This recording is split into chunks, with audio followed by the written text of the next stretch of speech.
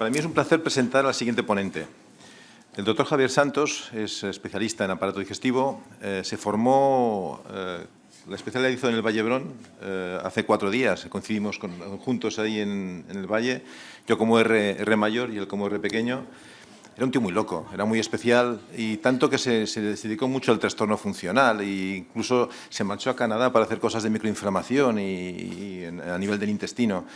Y, de hecho, se quedó enganchado ahí. Es un referente en microinflamación, es un referente en enfermedad intestinal, es uno de los locos de los trastornos funcionales digestivos, lo que, como se dice ahora, alteraciones del eje cerebro-intestino. Hay que cambiar la norma. Sin lugar a dudas, Agustín. Gracias por estar aquí. Gracias por la introducción, gracias a Román, a Agustín, gracias a Rocío por invitarme. Siempre es un placer venir a esta casa, que es la Clínica Tecnon, y siempre, cada vez es un placer mayor ver cómo el grupo crece, cómo el grupo se consolida y cómo cada vez tenéis más en cuenta a estos pacientes funcionales, porque son, bueno, pues una plaga, ¿no? En realidad hay tantos pacientes y tan pocos médicos que le gusta esta materia que a mí me encanta ver, como ya lo ha escrito Fermín muchas veces, ¿no? Que es una pena en España particularmente que haya tan poca gente dedicada a los trastornos funcionales y por lo tanto, bueno, muy contento. Bueno, pues no me enrollo más, estos son mis conflictos de interés y bueno, repetir algunos conceptos de una manera muy rápida, la prevalencia alta de esta enfermedad, como el reflujo, hay muchos pacientes que a lo largo de su vida, prácticamente el 50% de la población adulta ha tenido reflujo alguna vez, pero si os fijáis en este estudio, el 31%...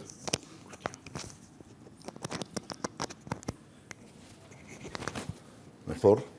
31% dicen haberlo tenido la semana pasada y hay casi un 55% de pacientes que, a pesar del tratamiento supuestamente correcto, siguen teniendo síntomas. Segundo aspecto que es muy relevante es que realmente los dos síntomas príncipes, que son la regurgitación y el pirosis, realmente son poco predictivos de la presencia de un reflujo verdadero, porque hay muchos pacientes con pirosis o con regurgitación que no tienen reflujo y al revés también es cierto. Otros aspectos, como es la presencia de disfagia en relación con la esofagitis, lo mismo, vemos que la asociación, y esto siempre se ha dicho, es poco fiable, es decir, que un paciente que tenga disfagia no tiene por qué tener esofagitis y viceversa.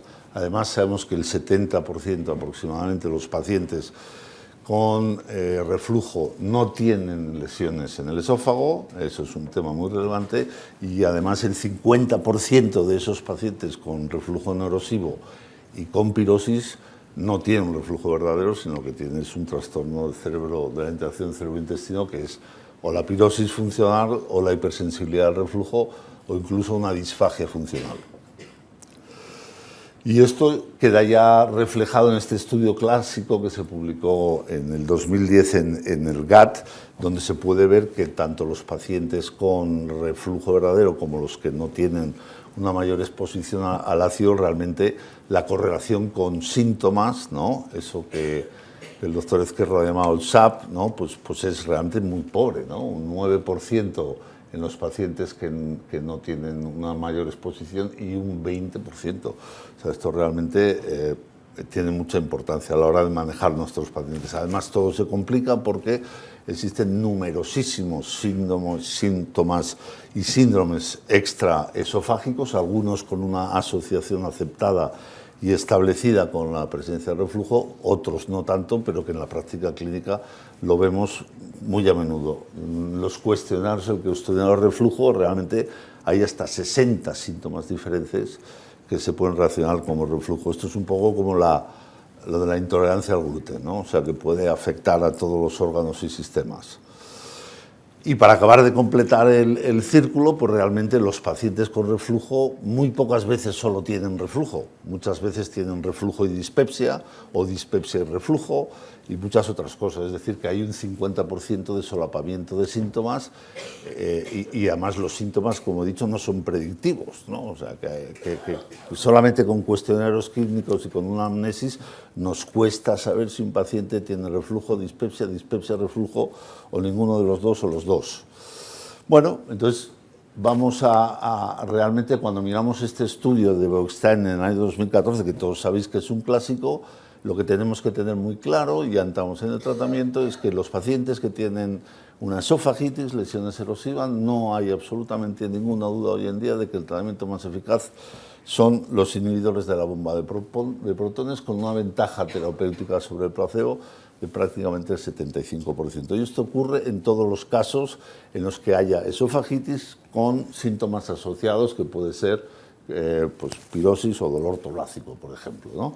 Sin embargo, cuando ya no es cierto que hay esa lesión esofágica, que es, como he dicho, en el 70% de los casos, pues realmente la eficacia de los IVPs para el tratamiento, para la resolución de los síntomas, disminuye mucho. Aquí podéis ver, pues prácticamente la enfermedad por reflujo no erosiva, la respuesta al omeprazol ya baja al 60%.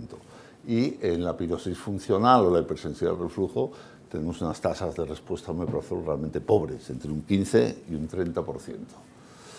Por si fuera poco, la respuesta asintomática a dosis altas de esomeprazol, dosis de 40 miligramos cada 12 horas, tampoco es predictora de una respuesta asintomática o de la presencia del reflujo, ya que aunque el 70% de los pacientes responden, hay hasta un 51% de pacientes que no tienen reflujo verdadero y que también responden bien al tratamiento con estos inhibidores. Por lo tanto, el entender las indicaciones específicas de los omeprazoles, bueno, se va complicando hoy en día, pero hay que tener una serie de ideas muy claras. ¿Cuáles son los objetivos terapéuticos del reflujo? Pues los objetivos son, por un lado, aliviar los síntomas, por otro lado, curar la esofagitis si es que existe, y el tercero es la prevención de las recaídas y complicaciones, que como Rocío no me da mucho tiempo, pues este tercer tema lo vamos a dejar un poco aparcado para la siguiente reunión, ¿no? Hoy en día, lo que he dicho, está muy claro que en un paciente que tiene síntomas típicos de reflujo, pirosis y regurgitación, y que no tiene ningún signo de alarma, lo que tenemos que hacer es darle omeprazol o un derivado del omeprazol en dosis simple durante 4 a 8 semanas, y después reevaluamos un poco la respuesta, ¿vale? Entonces, la respuesta es que hay una resolución de síntomas, y entonces intentamos quitar el omeprazol y lo dejamos a demanda o buscamos una fórmula personalizada para el paciente. Pero si después de un año el paciente sigue necesitando la toma de derivados de IVP con relativa frecuencia, entonces hay que mandarlo al doctor Ezquerra para que nos haga un estudio adecuado para saber si ese paciente estamos hablando de un reflujo verdadero o no un reflujo. Cuando hay una respuesta parcial a los síntomas, pues nos encontramos en una situación parecida. Lo que hacemos es doblar la dosis de omeprazol otras 4 o 8 semanas, y si la respuesta es parcial o no hay una buena respuesta, volvemos a hablar con el doctor Ezquerra para que nos hagan las pruebas, y además con el grupo de endoscopia de la Tecnon para que nos digan si tiene o no tiene una esofagitis u otras lesiones.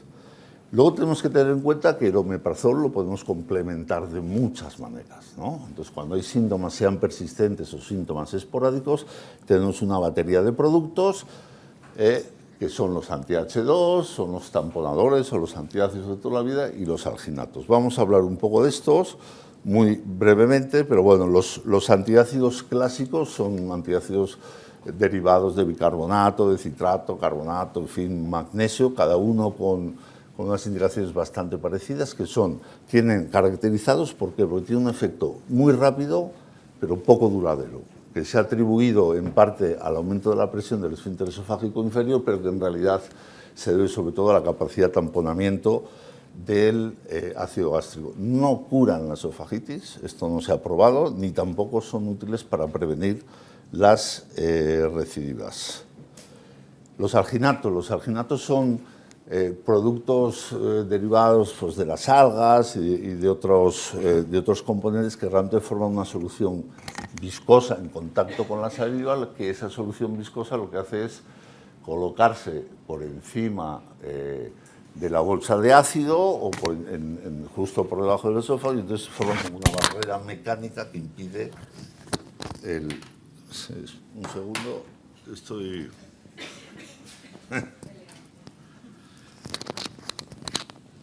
Bueno, ahí estamos. Yo creo que ya está. Y entonces esa solución viscosa lo que es, insisto, una barrera mecánica que impide, ¿no?, la subida del ácido hacia el esófago, y que parece especialmente útil en situaciones de reflujo postprandial inmediato, ¿vale? Estos son estudios que avalan la eficacia del alginato, también de los antiácidos, pero para que veáis un poco el beneficio absoluto en estos estudios del uso de alginato antiácidos, no está mal, son beneficios sobre el placebo, pero tampoco es espectacular. Y entonces, pues gracias a la investigación empiezan a aparecer, sobre todo en el año 77 aparece por primera vez la cimetidina, ¿no?, un fármaco de síntesis, un inhibidor de los receptores de histamina tipo 2, y que, como sabéis, participan en la producción de ácido gástrico. Entonces, a partir de ahí se desarrollan una serie de moléculas que se han ido utilizando hasta el año 90, cuando sale el omeprazol. O sea, han pasado unos 25 años desde el descubrimiento del omeprazol. Y a partir de ahí, pues ya, sobre todo en Estados Unidos y Japón se desarrollan unos nuevos y muy potentes antisecretores con un mecanismo de acción diferente, que actúan sobre el potasio directamente, que son los PCABs, o incluso formulaciones rápidas del omeprazol, de absorción rápida, o fórmulas levo o del omeprazol, que son, bueno, de efecto más potente y más duradero, pero insisto, aquí no los tenemos, de momento no tenemos que pensar en ellos. Los anti-H2, pues obviamente son más potentes en cuanto al alivio de síntomas que son los antiácidos. La duración del efecto es más larga, pero sigue siendo corta, 6-10 horas, y una ventaja, digamos, competitiva es el uso de este tipo de fármacos para el reflujo nocturno. Particularmente esto es una indicación que aparece en las guías clínicas, que tiene un problema, que es la taquifilaxia, que es un fármaco que, si se usa de manera continuada, pierde efecto, hay que aumentar las dosis, y además cuando suspendemos el fármaco tarda bastante tiempo en desaparecer esa taquifilaxia. Por lo tanto, en Estados Unidos también tienen fórmulas rápidas de estos anti-H2 que se disuelven rápido, actúan rápido, que se utilizan casi como antiácidos, y yo creo que han quedado un poco hoy en día en estas indicaciones, porque además, como sabéis todos, la ranitidina, que era uno de los que quedaban potentes o buenos, bueno, pues asociado con efectos teratogénicos, se ha retirado del mercado, y pues ahora nos queda la cimetidina y la famotidina, bueno, pues con indicaciones, insisto, muy selectivas en casos en los que no se pueden utilizar los IVPs o se pueden complementar. Lo que os he dicho antes, realmente la potencia de los IVPs en la curación de la esofagitis es indiscutible. A las 12 semanas prácticamente el 100% de las esofagitis han curado, mientras que ese porcentaje se reduce al 60% en el caso de los anti-H2 y pues un 20% comparable con el placebo en el caso del placebo. Perdón. La respuesta sintomática, igual. La respuesta sintomática es muy elevada en el caso de los pacientes con esofagitis y tratamiento con IVPs, y es mucho más pobre con anti-H2. Esta es la tabla comparativa que todos habéis oído mencionar o habéis visto, de la potencia de los diferentes IVPs, ¿no? Porque yo creo que esto tiene que ir con el uso racional, ¿no? O sea, el pantoprazol realmente es 4 o 5 veces menos potente que el omeprazol. El lansoprazol más o menos es equipotente omeprazol, y los más potentes son el esomeprazol y el rabeprazol, y eso es importante tenerlo en cuenta. El perfil del rabeprazol también es especialmente bueno porque no se metaboliza por los citocromos hepáticos y por lo tanto en pacientes multimedicados, gente mayor, pues probablemente tiene una indicación mucho más específica. Y entramos en el terreno interesante, ¿no? Que son pues, aquellos pacientes que no responden realmente a los IVPs, ni sintomáticamente porque no tienen esofagitis y clínicamente pues, no mejoran. Entonces tenemos que saber cuáles son las causas de la falta de respuesta. La primera es que no tiene reflujo. Si no tiene reflujo, obviamente no va a responder, bueno, o puede responder en la medida similar al placebo. Los factores que nos pueden explicar la falta de respuesta son muchos, yo creo que se han abordado tanto por Begoña como por Ana, y no voy a insistir: la correcta dosificación, los hábitos dietéticos, el uso de fármacos, ¿vale? El embarazo, que es una situación especial de la que no hablaremos hoy también, pero que también es interesante. Pero yo me voy a centrar en tres causas específicas que son bastante frecuentes y que nos pueden hacer ver por qué nuestro paciente no responde. La primera es que en el estómago, en el reflujo de contenido gástrico, no solo hay ácido.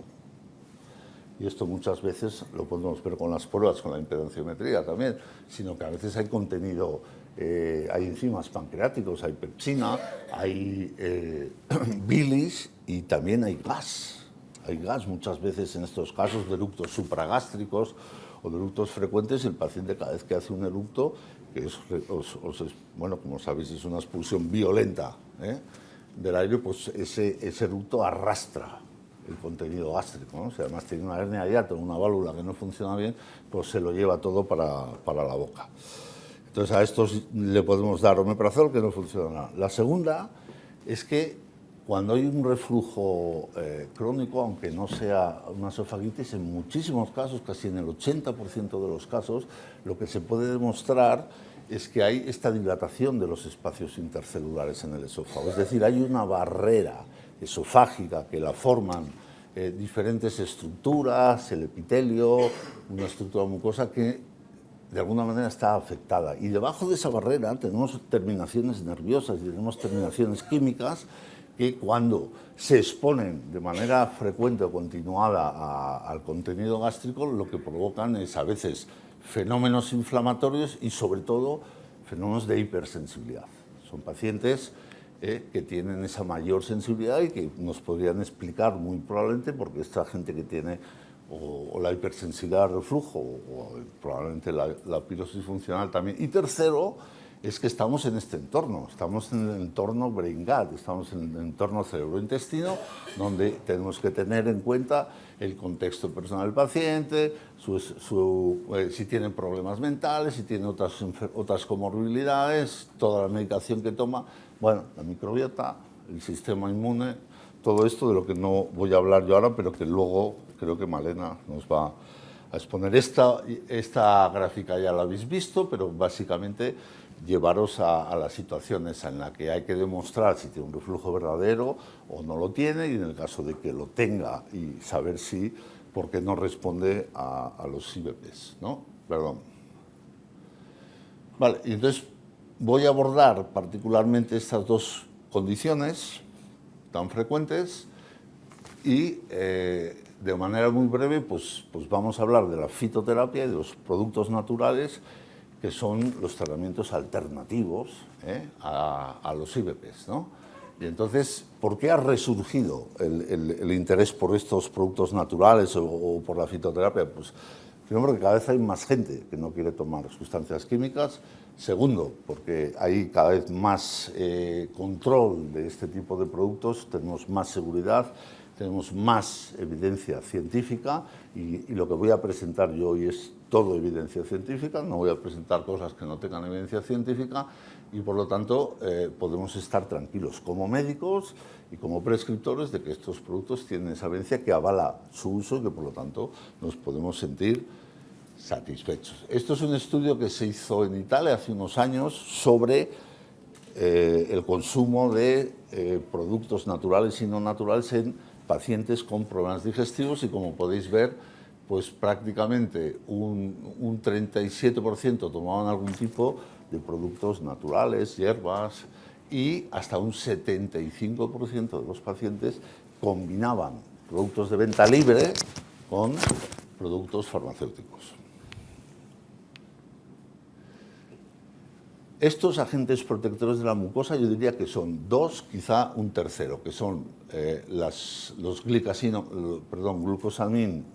aminoglicanos, los glicosaminoglicanos, los polisacáridos de sustancias naturales complejas y probablemente el sucralfato, ¿no? Según la farmacopea y el Colegio de Farmacéuticos de España y de Barcelona, el sucralfato, bueno, pues algunos lo reconocen como un agente protector de la mucosa, otros no, en virtud de sus propiedades, pero tiene una serie de propiedades comunes. Se adhieren al epitelio gastroesofágico, refuerzan la barrera epitelial, no disminuyen, no alteran la producción de ácido gástrico, lo que hacen es tamponar, disminuir el ácido, pero no alteran la secreción, lo cual favorece pues, las funciones naturales del ácido. Tienen muy poca o nula interferencia con la microbiota, ¿no? Realmente están avalados por estudios científicos y también por estudios de real world evidence, ¿no? Y eso hace que sus indicaciones sean muy amplias y que puedan cubrir pues, edades complicadas como son los niños mayores de 1 año o ancianos, mujeres embarazadas y finalmente pues, algunos de estos productos son biosostenibles y seguros, que si los vertimos en la naturaleza se degradan por la microbiota de la naturaleza. Vale, el sucralfato, insisto, aunque con esta duda de si es o no, realmente tiene una evidencia sólida en este estudio, basado en este estudio de 6 semanas, de que 1 gramo de sucralfato administrado cada 12 horas realmente tiene un efecto sobre los síntomas de un 71% en comparación con el placebo. O sea que esto es totalmente creíble. El sucralfato ya sabéis que es una sustancia curiosa que ahora que es de administración hospitalaria, se debe conseguir en el hospital, pero bueno, que tiene su lugar. Segundo producto es el Polyprotect, el Neovinacid, que conocéis todo, que es una mezcla de antiácidos naturales con flavonoides derivados de plantas conocidas, ¿no? Como la malvavisca, la manzanilla, el regaliz, y después polisacáridos que lo que hacen es favorecer la adhesión de estos productos a la mucosa gástrica y esofágica. Como esta es una compañía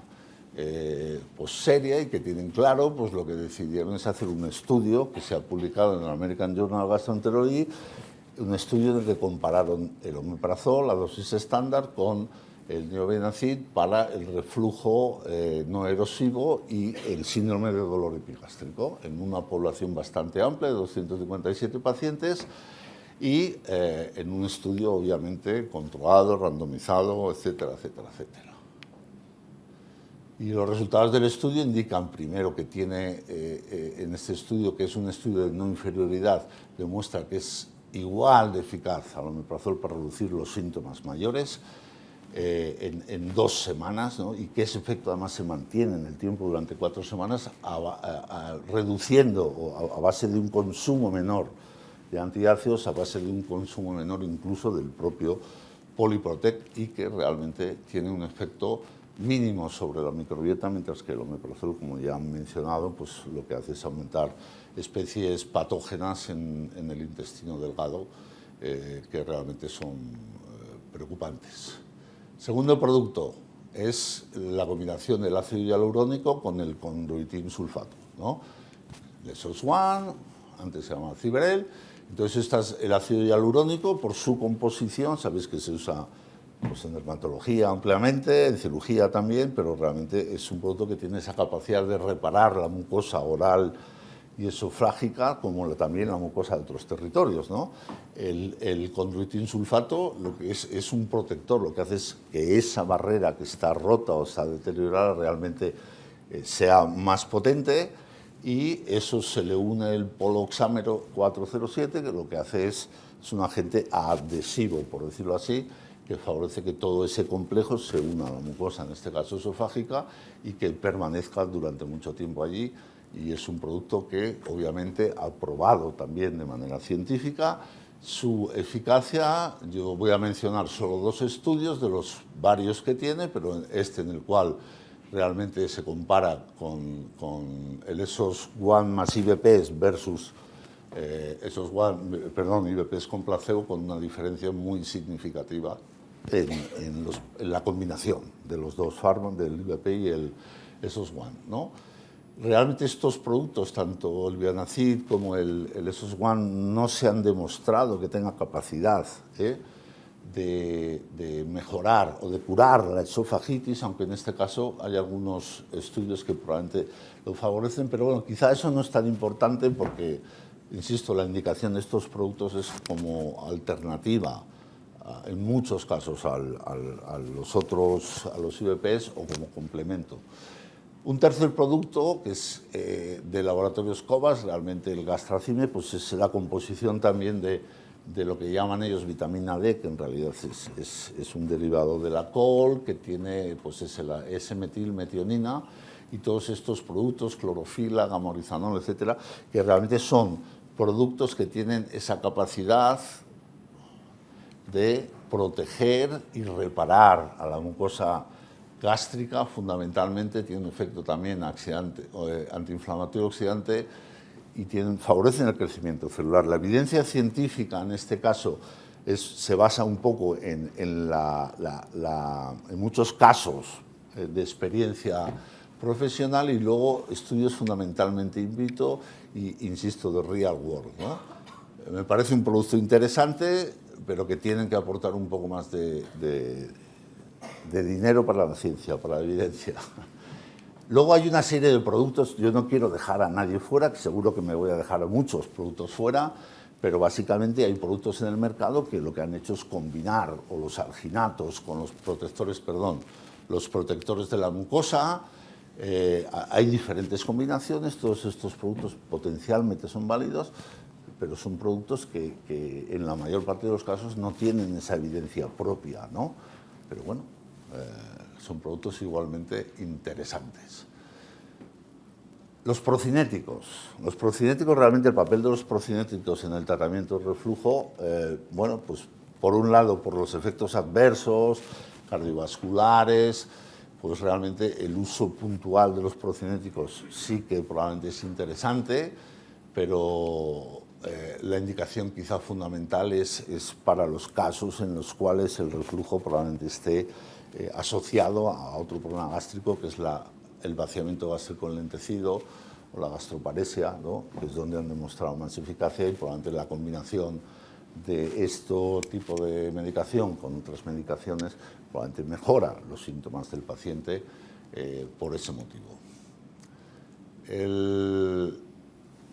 Y entonces, volviendo a esas dos patologías, ¿no? O las patologías funcionales, realmente uno de los pilares del tratamiento es cambiar la percepción del paciente, que el paciente se sienta mejor, que tenga menos dolor, que tenga menos percepción. ¿Y eso cómo lo podemos conseguir? Pues aquí es curioso, porque aunque muchas veces utilizamos los antidepresivos tricíclicos para tratar ese dolor torácico, esa carraspera, y en mi experiencia funciona muy bien, en muchos casos realmente la evidencia científica es más pobre que la de los inhibidores de la recaptación de serotonina, como es el citalopram o la sertralina, que sí que tienen estudios que demuestran que mejoran ese cambio de percepción y que mejoran el manejo de estas patologías funcionales similares al reflujo en estos pacientes.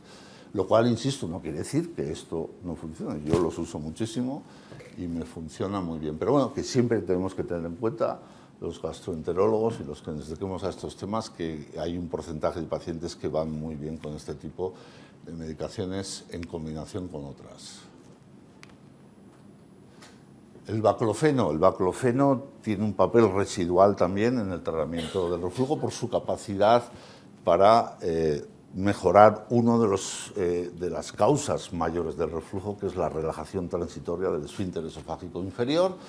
Ha podido demostrar que tiene ese efecto y también en estudios clínicos ha demostrado su eficacia. Entonces, se ha limitado mucho el uso, quizá por los efectos secundarios, fundamentalmente la somnolencia, Pero bueno, es un fármaco al que se puede recurrir para, no como tratamiento único, pero para mejorar particularmente esa función específica en pacientes en los que tengamos claro que ese es un mecanismo establecido. Se han intentado desarrollar otros GABAs, inhibidores GABA, pero otros agonistas GABA, perdón, y de momento no ha habido buenos resultados.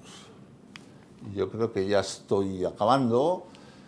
Al final, tengan en cuenta esto, que esto es el New England, que se publicó hace unos años, donde realmente lo que se ve es que cuando hay un reflujo verdadero, que no responde bien a la medicación, la eficacia de la cirugía antirreflujo, bueno, sin ser espectacular, es mucho mejor que el tratamiento médico puro, ¿no?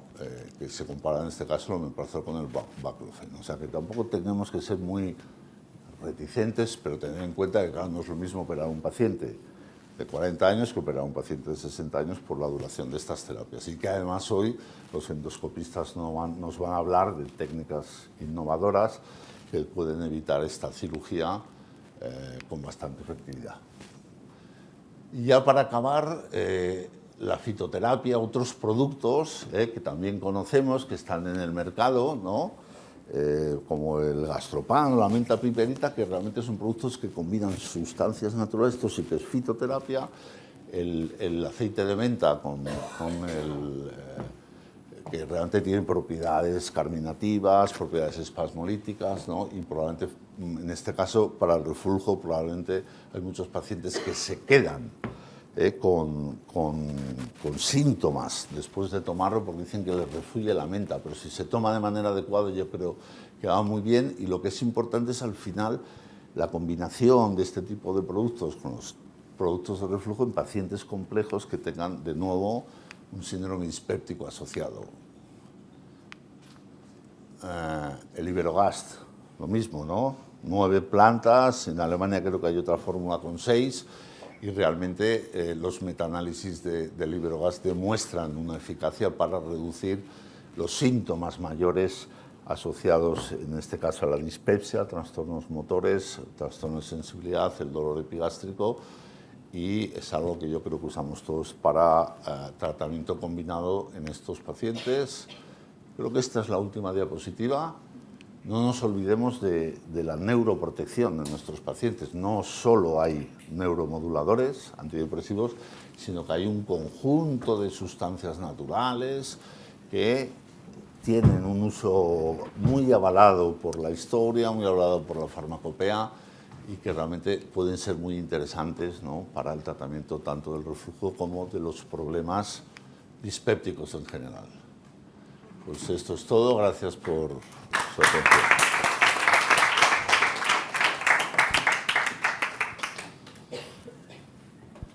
¿Alguna pregunta en la sala? Al fondo hay dos preguntas, breves, concisas y consensos.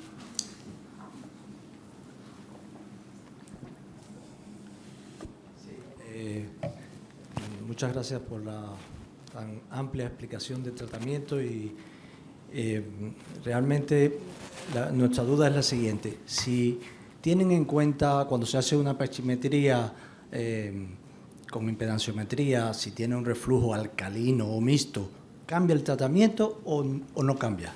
Sí, es sí, un poco, y si se usa IVP o no usa IVP si el reflujo es alcalino.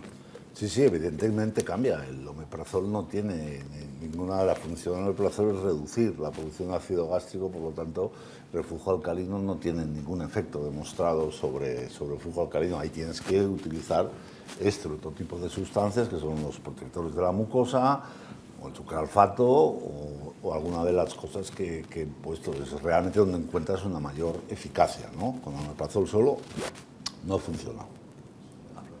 Esto lo dicen los pacientes.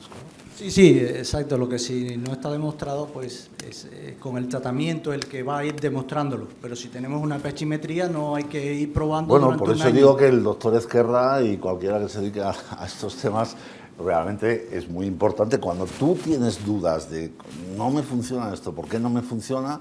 Pues haces las preguntas, a ver cuándo se toma el omeprazol, qué otras cosas está tomando, haces todo el interrogatorio, a ver qué está haciendo mal, y si todo lo hace bien, pues probablemente tiene otro problema añadido, ¿no? Que suele ser un problema funcional o un reflujo alcalino o un cuadro en síndrome de brutos supragástricos o cualquier otra cosa que pueda complicar el tratamiento. Gracias. Hola, buenos días. Igual esta pregunta podría haber valido también en las anteriores charlas, pero se me ha ocurrido ahora. Puesto que los IBPs estamos hablando que alteran la microbiota y demás, hay pacientes que sí o sí hay patologías en las que tienen que tomarlos. Véase esófago de Barrett, esofagitis eosinofílica, algunos pacientes.